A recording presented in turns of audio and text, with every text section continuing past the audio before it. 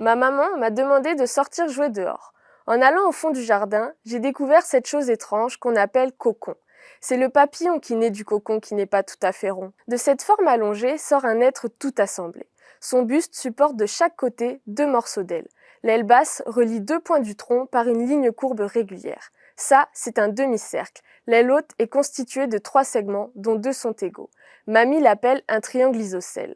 Pour le moment aveugle, 2 traits droits surplombés d'un petit cercle lui donnent la vue. Je le trouve parfait. Ton papillon est parfaitement symétrique, me répond papa.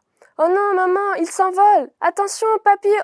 Papillomate a percuté le cerisier de papa. Ton aile droite est toute cassée. Ta symétrie est brisée.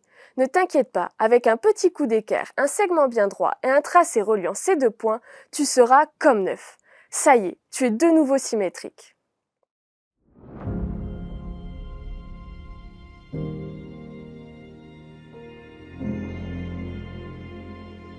Dans mon compte Papillomath, qui est principalement destiné au cycle 3, la notion étudiée est la symétrie. Donc tout d'abord, je me suis demandé si je considérais cette notion comme étant acquise par les élèves ou si c'était une nouvelle notion qui allait leur être enseignée. Donc je me suis rendu compte que je la considérais comme acquise et que mon compte se plaçait parfaitement à la frontière entre le cycle 2 et le cycle 3, puisqu'au cycle 2, on travaille la symétrie par le papier calque ou le miroir ou des gabarits de mesure, etc.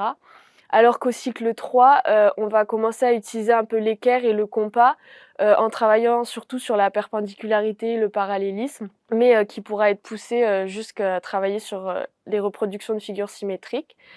Et de plus, le papillon se prête parfaitement à l'exercice car le pliage de ses 2 ailes correspond parfaitement à une symétrie axiale avec un axe de symétrie. Et donc il y a plein d'exercices à mettre en place suite à ce compte, comme un dessin d'un papillon sur le sol et faire travailler la symétrie par le corps, ou travailler avec la première symétrie que l'on peut voir qui est la symétrie des mains, et plein d'autres exercices validés ou invalidés des figures symétriques.